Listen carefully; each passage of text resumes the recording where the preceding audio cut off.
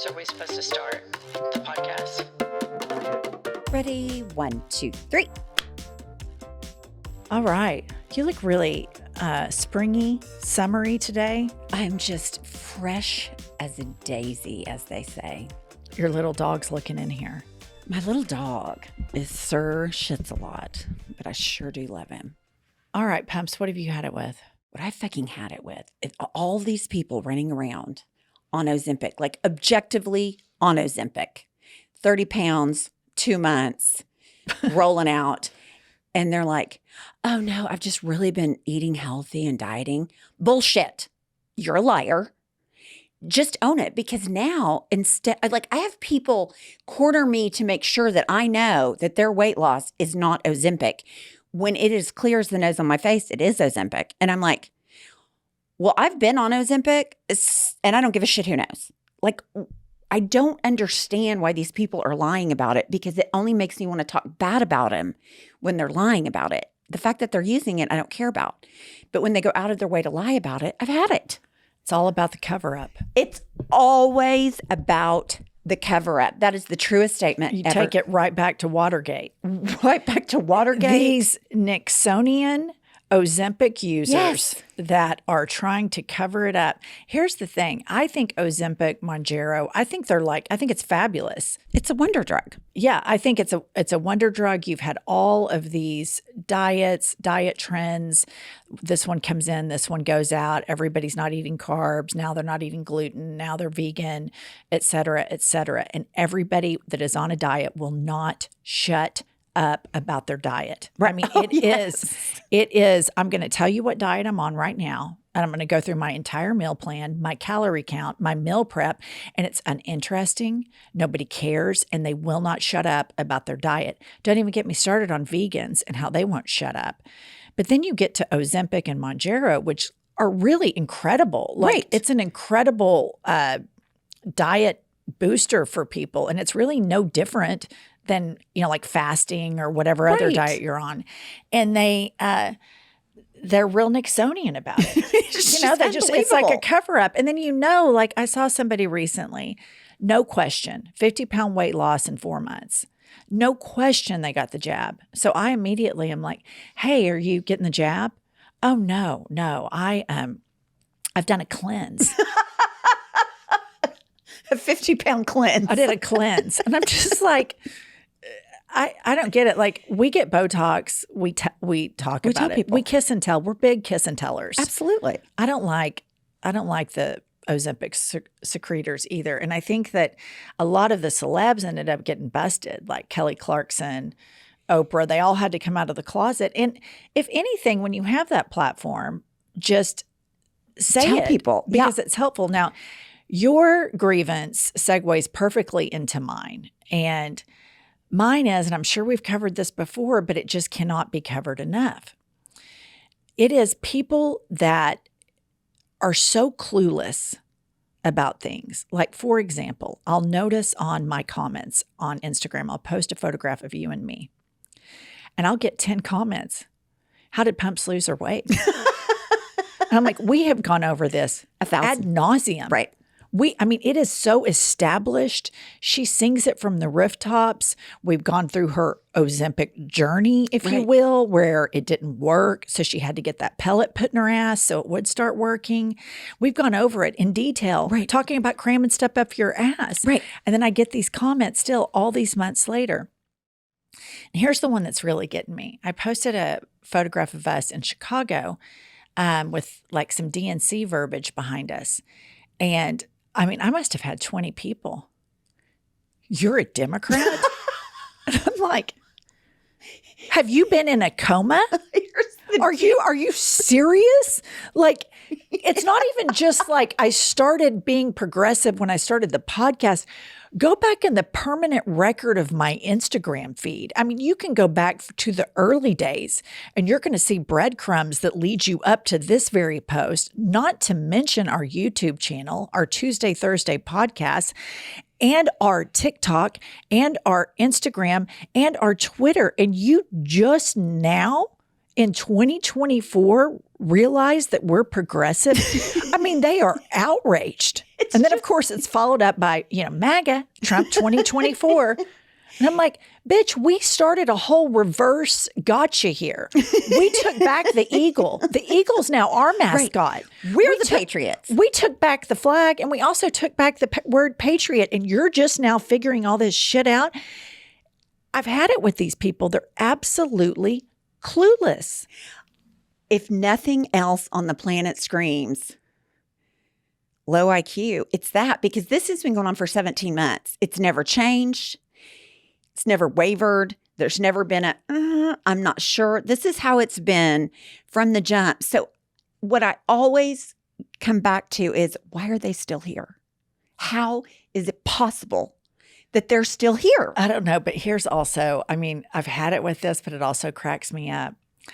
The person that discovers this very late in life discovery that you and I are progressive politically, they think they hold so much power with their Instagram account that their thumbs just get to work immediately. You're a Democrat? Unfollow Trump 2024, as though the unfollow is a fatal blow to our hearts. And it's like, the fact that you take the time to tell people that you are going to unfollow is unbelievable. Right. It's just like, I don't know if it's entitlement, narcissism, dumb fuck stupidity, or a combination of all three, but it's just jaw-dropping. I unfollow people all the time. Like, I'll follow some travel account that has, like pictures of London or Paris or whatever. Then all of a sudden it turns into like a telemarketing account. And I'm right. like, I didn't sign up for this. Right. And I'll unfollow. Guess what I don't do? I don't go into the comments section to let this person know that I've unfollowed, because I know that they don't give a shit. Right. That's what I just always keep going back to, is these people that announce everything on social media. I'm taking a break. I'm unfollowing you. Newsflash, let's just put it up there in a neon light kind of in the corner. Nobody gives a fuck. Right. Nobody gives a fuck if you follow them. Nobody gives a fuck if you don't. Nobody gives a fuck if you're on your break. This is not a library. You do not need to check out and check in. You're following and unfollowing. Nobody cares. And also, to the late in life bloomers that lack observation skills, that have just now figured out that we are progressive, I have no words. Right. I don't know what we could say to help you. I think it's past that point. So all I'm just going to say is ta-ta. Yeah. Bye-bye. Welcome to I've Had It. Patriots. I'm Jennifer. I'm Angie. And she's the star of the show. I don't think I've said that in a while. And she also injects Mounjaro, which is a diet drug, into her body, and also has a pellet in her ass with hormones in it that helps the Mounjaro work better. You too can go do all of those things. Right. All and at a doctor also, near another you. thing, I saw some comments where people are like, Pumps, quit taking the jab. You're going to melt away. Pumps needs a cheeseburger. Do not fuck with my Mema like that. She looks fucking great. And if anybody browbeats Pumps, it's me. You don't fucking get to. And I will fight you to the death, fucking claw your eyes out. Do not body shame her, skinny shame her. Do not do anything other than leave effusive praise to that woman. If she needs to be browbeat, I'll do it on the pod. I was going to say. But today she's off the hook because I saw some mean comments and it really pissed me off. All right. Before we kick it to Kiley, I want to share, we were kind of out on People magazine for a while. Yeah, I was. I mean, just the whole gender disappointment. I was just like, People magazine, what are you doing? Right. So now I saw on Instagram that there is a woman going viral, and this was reported on the People magazine Instagram. A single woman has gone viral because she said that she refuses to go on a girls' trip because she doesn't want to talk about marriage and babies for 3 days. To me, this woman deserves the I've Had It Patriot Profile Encourage Award. Agree. She is a trailblazer. Yes. She's got balls that all of the alpha males wish that they had. There is 100. nothing wrong with this. When she's taking a vacation from her marriage and her children, she doesn't want to talk about it. And here's what a lot of women do on social media. What happened to women supporting women? Shut the fuck up. Shut the fuck up. You get to generally be a woman that supports women by voting for politicians that do not take away your right to privacy in your doctor's appointments, while at the same time get irritated by women whose whole identity is their husband and their children. And so when you go on a girls' trip, to me, it makes perfect sense that you want a respite from such affairs, considering that's your life. And you might want to go talk about, I don't know, maybe the recreational drugs you used in college and all the fun sex you had then. Right. Maybe that would be more fun. So I totally support this woman. I totally agree with her. When we would go on girls' trips, we were always so relieved to not talk about our husbands or our kids. Yes. And if we did talk about our kids, it was about how fucking horrible they were. Yeah. I just think a girls' trip, I think especially if you're a single person going with married women with kids, it's fucking miserable. Like your brain is not even where their brain is. Your lives have kind of separated and you're no longer on the same, like a single woman with no kids does not want to go talk about a married woman and her kids for an entire girls' trip. That's fucking miserable. Nobody cares. I just think that there's this toxic positivity on the internet that has a really negative underbelly. And it is all of this mommy stuff where they show these idyllic videos of the breakfast they made and the smiley face sandwich and Mickey Mouse pancakes. And they post it and their kids smiling. And you have people who's like me, when my kids were young, my husband was in and out of drug rehab, really struggling in the throes of opiate addiction. When your kids were really little, your marriage was completely falling apart. And I'm so glad I didn't see that crap on Instagram because I'm sure on some level, because you have all this guilt the minute your child's born that you're not going to be a good enough parent for them. And to me, seeing all of this like overt mothering and overt positivity about mothering would have made me feel inferior in my younger, more insecure stage in life. And in reality, what's more relatable is the content that the mommy influencer deleted. Like, sit down, be quiet, I'm trying to take this video. That would be more relatable. But I want to also point out for all of the young mother listeners out there, these women are not stay-at-home moms. They're influencers. Right. That influencing and producing all of these videos takes a lot of time. It's bullshit, all of this trad wife mom stuff. You're a hustler. You're an influencer. Right. It's just the real traditional wives, nobody would fucking know about because they're probably not on cell phones because their husbands won't let them have them. I was just going to say that. Pumps, I'm so excited for us to share with our listeners our discovery of the company Nurex. Nurex is a digital healthcare platform that makes it easy to get the expert healthcare you deserve at every step of your healthcare journey. Specifically, Nurex is a care model designed to grow with women. Did you know that to date, Nurex has delivered birth control to more than 1.6 million patients in the U.S.? Nurex is convenient, private, and compassionate. Nurex is accessible and discreet. Get your birth control delivered straight to your door in discreet packaging. No trips to the pharmacy are necessary. We'd like to thank Nurex for sponsoring this podcast. Taking control of your reproductive health starts here. Go to nurex.com/hadit to get started. That's nurx.com/HADIT. Results may vary, not offered in every state. Medications prescribed only if clinically appropriate. Consultation required. Listeners, Pumps and I have got to share with you all, we both started monitoring our glucose with this product called Signos. It's really cool. And what prompted us to do it is that we discovered that approximately 96 million American adults, more than 1 in 3, have pre-diabetes. Of those with pre-diabetes, more than 80% don't even know that they had it. And Pumps, why don't you tell us about your experience with Signos? Well, my dad was type 2 diabetic, so it really gives me comfort. And what happens is you get to track on a daily app what your glucose levels are so you can determine, am I pre-diabetic? Right now, Signos has an offer exclusively for our listeners. Go to Signos.com. That's SIGNOS.com and get up to 20% off select plans by using the code HADIT today. That's Signos.com. Use the code HADIT to get up to 20% off select plans for you today. Kiley, what's going on in the World Wide Web? Speaking of husbands not letting their wives have cell phones, that transitions perfectly into me. So the Chiefs, the Kansas City Chiefs, the football team that Harrison Butker, the kicker, is a part of, they posted on Instagram their new fall schedule and said, put it in your calendar. The comments section, I'm going to read you some of the comments because it's pretty great. Okay.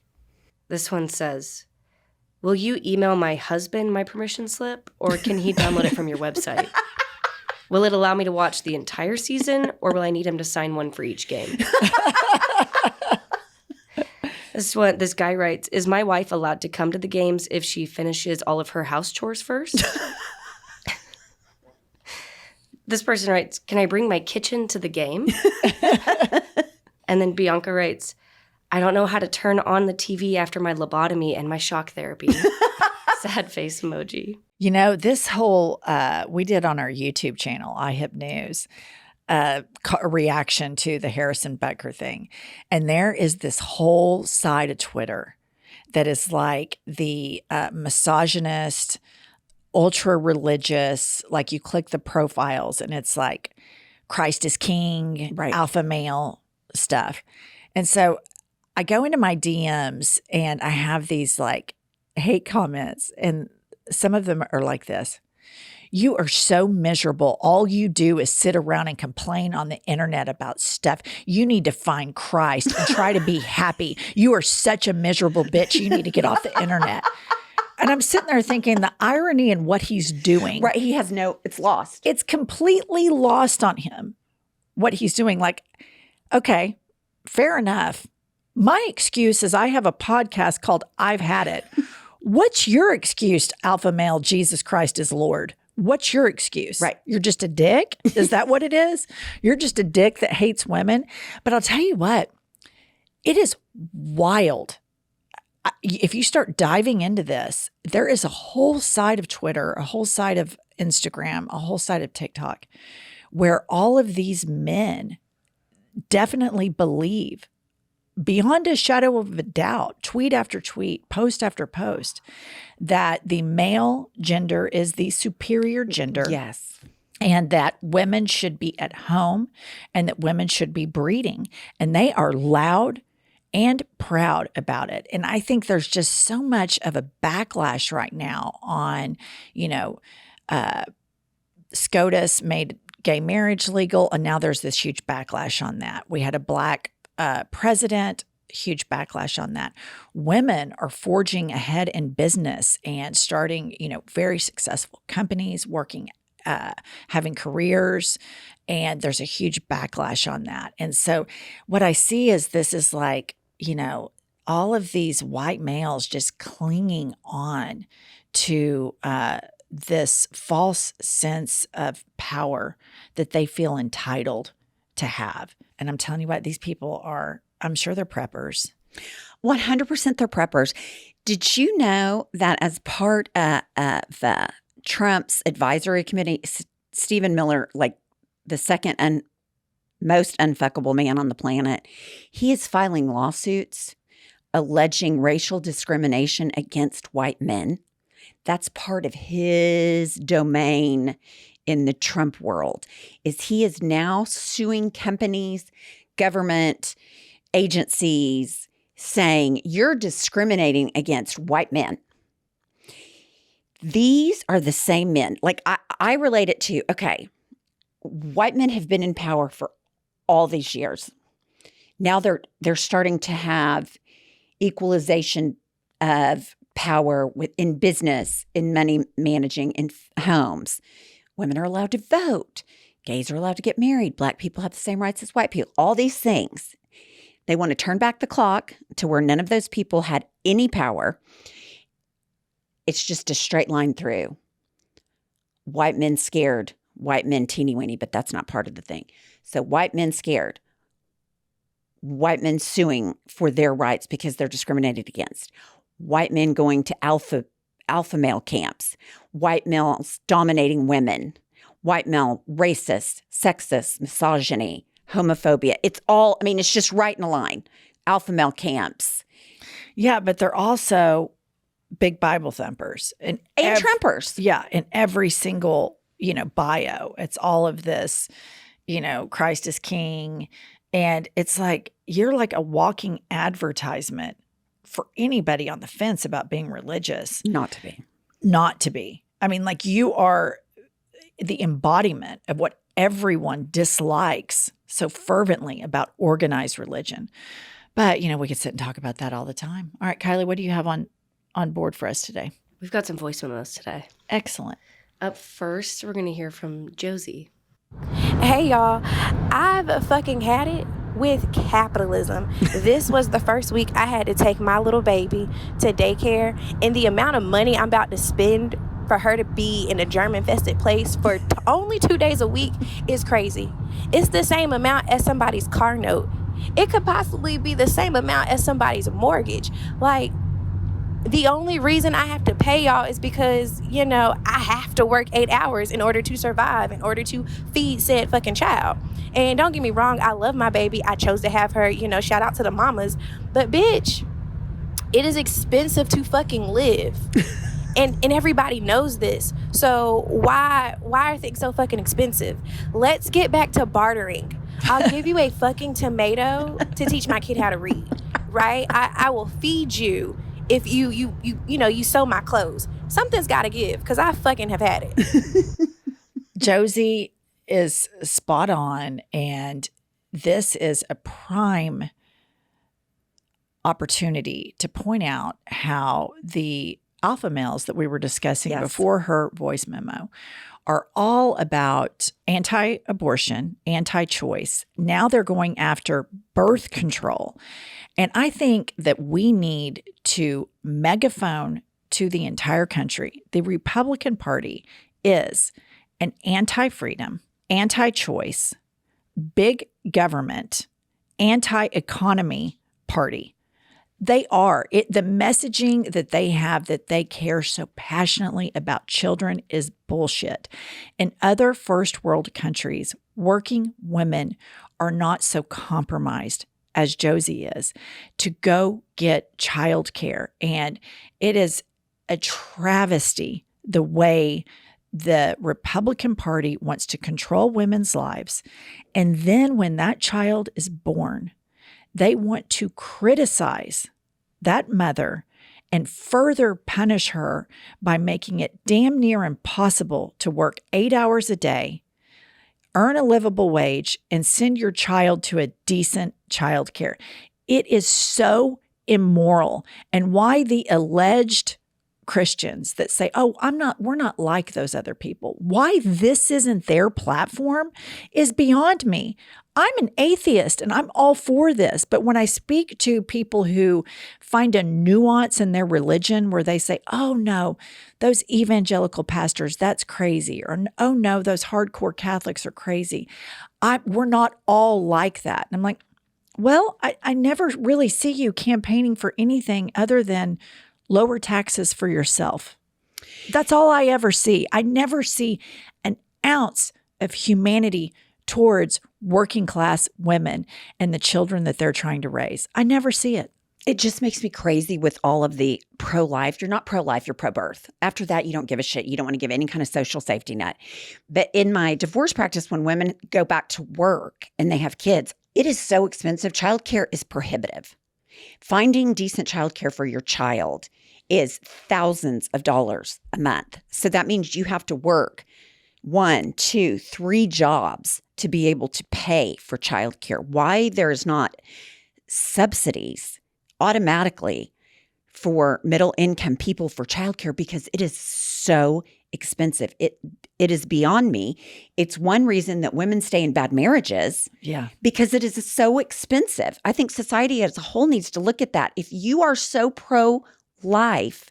Be pro-life after birth and help these parents raise these children. They're not, though. But they're never going to. That's the big lie. It is the big lie of the religious right. They say one thing, and there's even a nuance within the far-right Christian nationalist movement. You have the hardcore ones that are loud and proud about it, and women need to be in the home and blah, blah, blah. And then you have these, I would say, maybe average religious people that say, oh, no, we're not all like that. Oh, no, we're not all bad. But then if you were to say, here are your options for whom you can vote, they're always going to vote with the hardcore pro-life people. And it's just this social politeness that they say to make themselves feel better in certain circles. But at the core, at the crux of it, the reason why I think Donald Trump and the reason why a lot of these far-right politicians have gotten so much traction is he says what a lot of them think, but they're too polite to say out loud. They say that. He says what I think. Well, then what's going on in your mind? It's fucking crazy. Right. It's fucking crazy. Here was my bright idea one night when I was up in the middle of the night.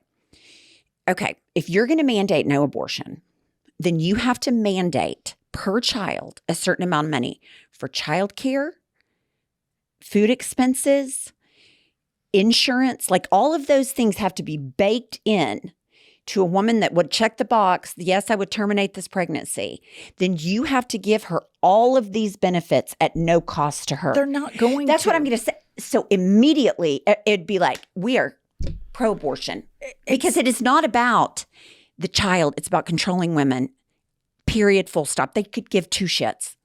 I think that there is a growing cancer within the far right. And I think Trump has exposed their abject hypocrisy glaringly, and they feel so emboldened now, and they're more racist and they're more sexist and they're cruel. And then you have this poor woman, Josie, Right, who is clearly a good mother. She has to work. It's really difficult to go drop your kid off at childcare. I was a working mom, and I remember the guilt that I felt. And everything she makes goes into that, and she'll gladly do it. But there's nothing left over for her to have a quality of life. And it is a travesty in this freedom capitalistic culture that we are starting to have such a separation of wealth where you have the top and you have the bottom, and the people in the middle are just getting shifted around and are used as pawns. And I've had it. Shout out to Josie. All right, Kiley, who's next? Up next, we've got Emma. Hi, Jen. Hi, Pumps. What I've had it with is relatable youth pastors. I find it criminal and abhorrent. I remember so vividly, like, them trying to incorporate dabbing into sermons, fidget spinners. I remember, oh my God, I remember the Black Beatles challenge or the mannequin challenge. We did that at a youth group activity. And the thing is, they're just as bigoted as the crazy evangelicals. They just try to hide it better. I think that is fucking insane. And I drank the Kool-Aid, I was into it, and now that I left that and like went to college and got a life and thought of something bigger than myself, I can see it now. But yeah, that's fucked up. I totally agree with her. I've been saying this forever. You have. You've been saying this forever. It is full-blown capitalism. Churches like Life Church with their sleek pastor, Craig Groeschel, who, has a stylist and a rock band and the dunk tank and private planes and all this bullshit, coffee shops and shopping malls in the churches. And they package it up and they try to act like they're different. And it is a total grift. And you don't have to look any further than the flock that comes out of these churches. These are the ones that I talk about that say, oh, no, we're non-denominational. Oh, no, we're not as crazy as, the Joel Osteen's. No, you're worse. It's more insidious. You're trying to hide it. Because at least with Joel Osteen and what's that one crazy guy's name that bought that jet? Kenneth Copeland. Kenneth Copeland. You know exactly what they are. The more insidious ones are the Life churches, and that's the one that's based here in Oklahoma. But I believe it's the third largest church in the United States of America. And it is this sleekly packaged product that they've wrapped up to make people feel good, to find loopholes for not digging truly deep and becoming better people, like really looking at collectivism and how do we make a good society and how do we help the Josies. That is a great person, great mom, just trying to make ends meet. And I've had it. It's a total racket. It is a racket from top to bottom. The bigger your church is, the more they are looking to expand, the more red flags it is. It is a total grift. It is a total racket. I don't think all the people that go there are bad people, but I think at this point, when you know about prosperity gospels and you know the money they're raking in, you are enabling it.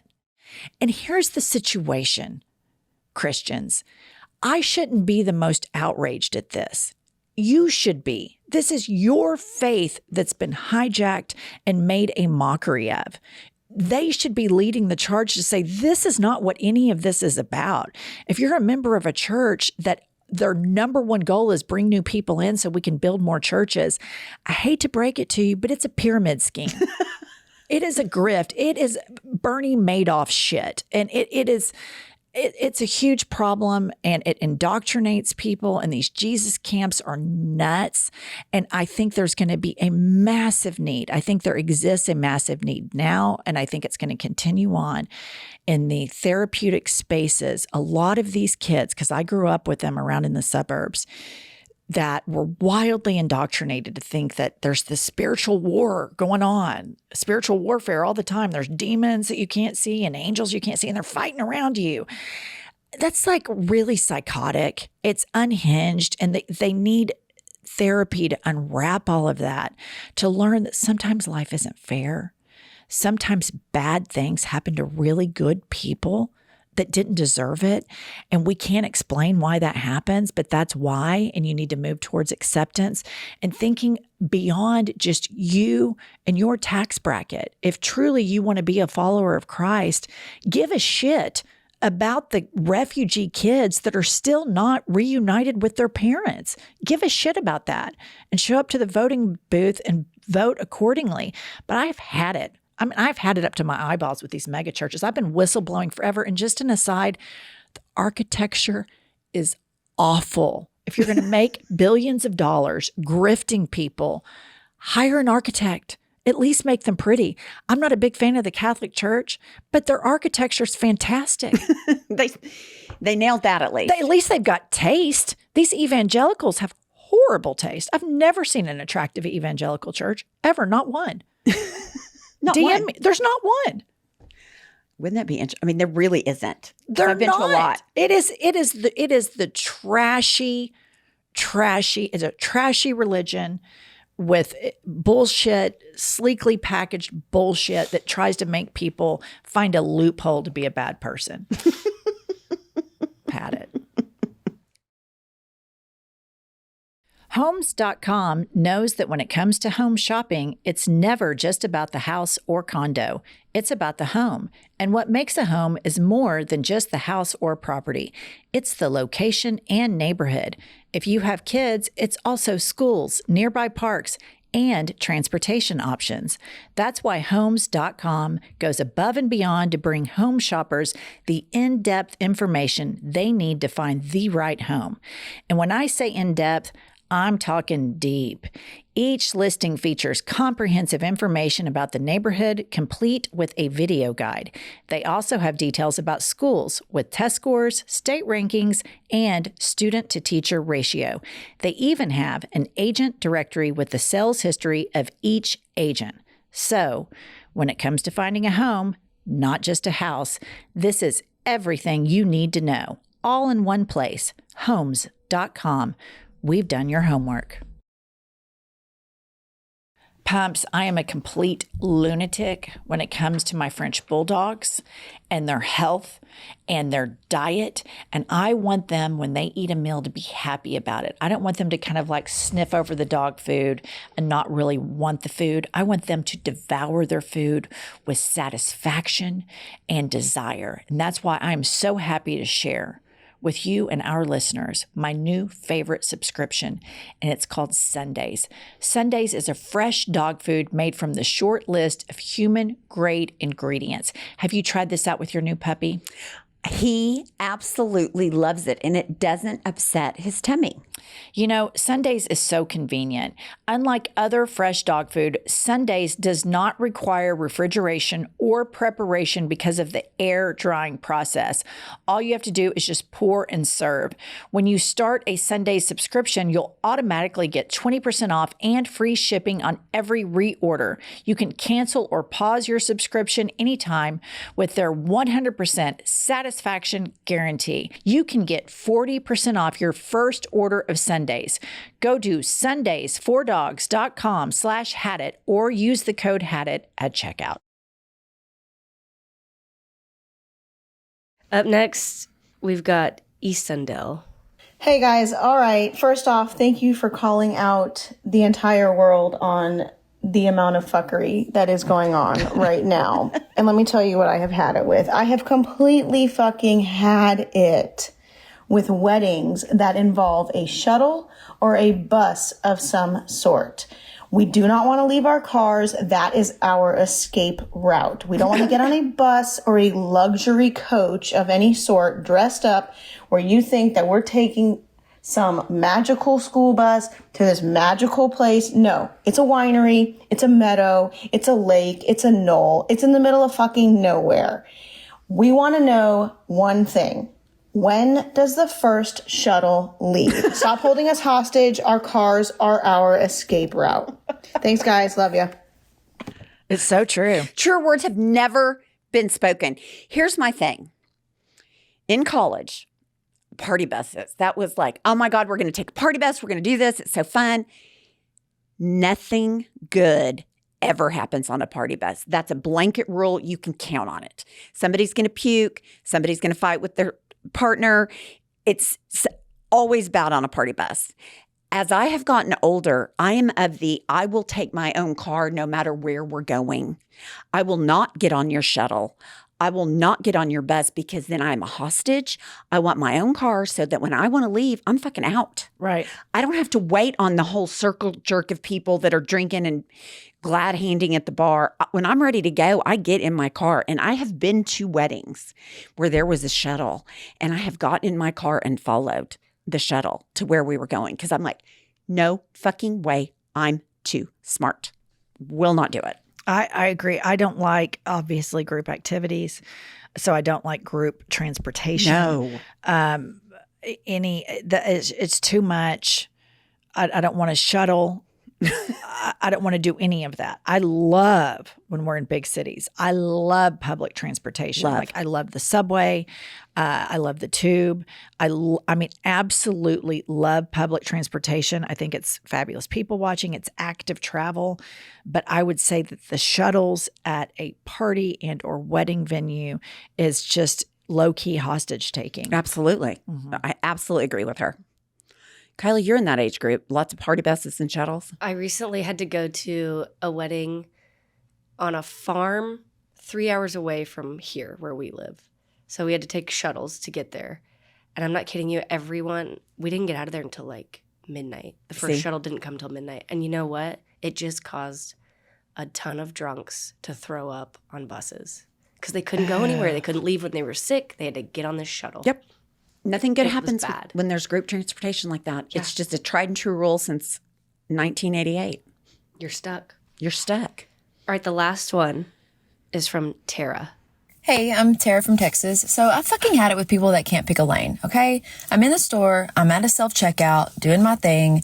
A lady comes up, is asking the cashier that's just monitoring it, the self-checkouts, which lane takes cash, after she's already set her stuff down at another spot, okay? The woman tells her which ones take cash.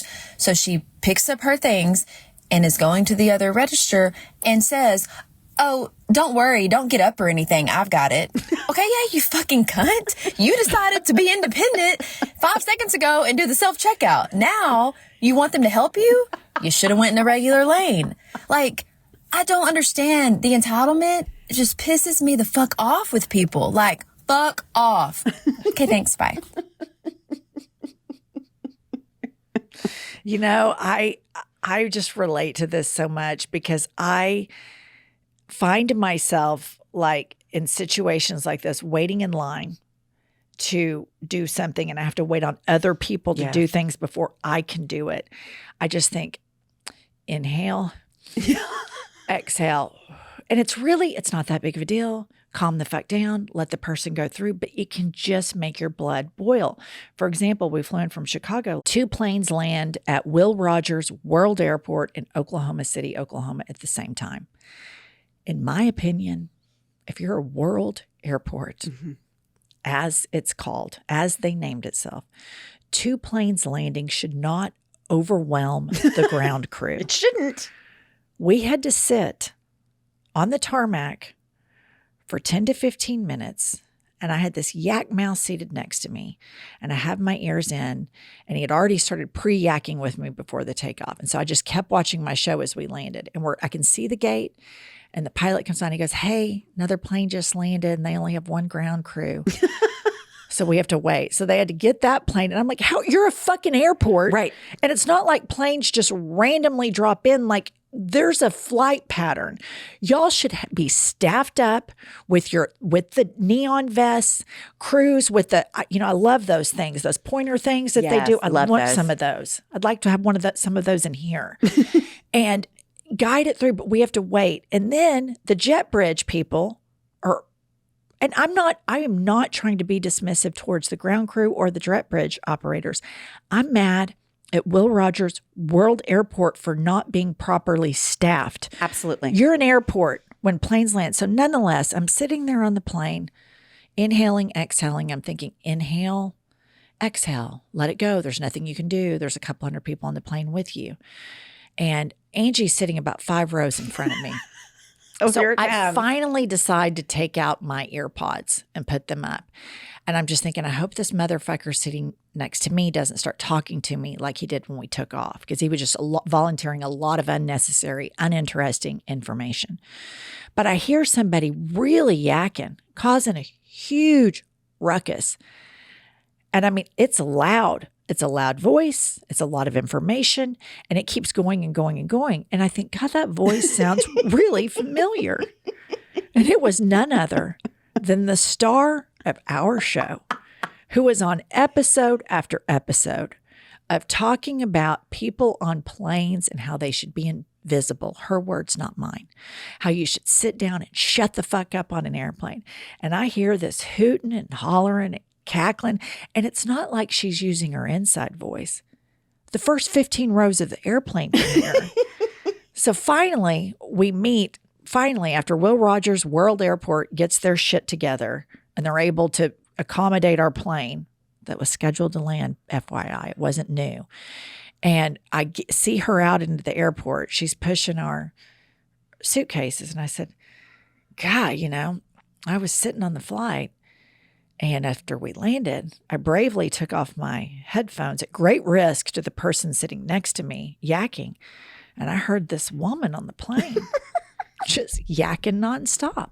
I mean, nonstop talking, motor mouthing like you wouldn't believe. She goes, "Yeah, it was me." And I think we have a fucking reputation to uphold, to be on the plane, to be great at TSA, to be invisible, to be super quiet on the plane. And there you are going off brand, making friends with 25 rows of people on the plane. No, it was the flight attendant was sitting right across from me, and we were talking about the passenger shaming Instagram page. Did she follow it? Yes, she followed it. So she was talking about stories she had. So did she recognize you from that? No, but she said she's going to start following. She got on the thing and started following the podcast. But we had just had passenger shaming on that day. Right, I have a question. Who brought up passenger shaming? I brought up passenger shaming. Who fed the cat initially? I'm going to say I did. I don't remember, but I'm going to go ahead and take that. I think you're a cat lady. I think you're a stray cat lady. For years, I thought, I have a neon sign on my forehead that says, "Talk to me, tell me your life You're story." the initiator. But I'm the problem. You run around with your cat food. I am the problem. You know what you are? You're a cat lady that runs around with canned tuna fish, cracks open that can, puts it down, and says, "Let's chit-chat while you eat my tuna fish." That's right. Mm-hmm. I was going to say this. When you started talking about airport, I thought you were going to talk about, okay, so we get in a line. to get out of the airport parking. There's 2 cars. Okay, I always pick the last car. I always get in the longest line. Like a dumb motherfucker, I cannot believe what I was thinking. I picked the line behind, a Ford F-250, high-rise tires. Could have just had MAGA neon sign on it. You picked the Trump truck. I picked the Trump truck. This motherfucker. Finally, I had to get out because I had to get in another lane because the other guy was gone. But I was just like, how can you be so dumb? You stick it in, you stick your card in, you get your card back, you get the receipt. It's not hard. It's a 15, 30-second deal. You know the frustration that you felt in that moment with that truck? I know you felt it with me. I felt it when I was sitting 5 rows behind you. And the temperature of the plane was boiling. I could feel the molecules of my fellow passengers at the irritation at the Will Rogers World Airport ground crew. And not the crew specifically, but that the airport understaffed them. Right. It's an airport that should have, you should have ground crew just popping out of cracks in the cement right. if a plane pulls up, right? And I needed everyone to be invisible. I needed everyone to shut the fuck up. And it is. I was the and ringleader. You know what? Here's the thing. I remember thinking to myself, I don't know who she's talking to because I would never be able to hear the other person. Because she will not shut the fuck up. I didn't know if you were talking to a man or a woman because you were seated next to a man. I raised my head up to poke around to get intel. And I was like, well, I don't know who she's talking to, if it's the woman on the other side or the flight attendant across from her, because Angie's nonstop 24/7. She didn't take a breath. She's got her tuna fish out, spoon feeding it. Guilty as to charged. all these stray cats. It was me. It was me. Yep. That was it. You know who I'm going to tattle? SK. Tattle to SK that I was part of the problem. You remember how on the episode with passenger shaming, she said we wanted flight attendants to tell people, hello, welcome to United, sit down, shut the fuck up. Welcome to Delta Airlines, sit down, shut the fuck up. And then you chimed in, be invisible. My goal on an airplane is to be invisible. Yeah, just talking away. Chit chat. Yeah, you were pretty cute though. Chatty. I was really glad I wasn't seated next to you. Oh, there's no question. I would have been. I would have had you your next arm. to me to talk to. I would have been. But see, when we ride next to each other, we don't talk to each other. No, I know, but she was like, her seat and my seat were massive. So we're like making eye contact. And you know me, I can't just make eye contact and not talk. Makes me nervous. It's a character flaw. You can't just be invisible. I can't, not when somebody's eyeballing me. I have to talk. So that's us. All right, let's continue this conversation about these. Are you writing on your pants? No. Oh. Let's continue this conversation about these huge, I've had it violations on our Patreon page, because I do want to share with the Patriots about when we departed for Chicago and the people that we sat behind in the airport waiting area. We'll continue that on our post show. Subscribe, like us, do all the shit. Pumps, tell them. We will see you next Tuesday or Thursday or both. I'll tell you what I've had it with.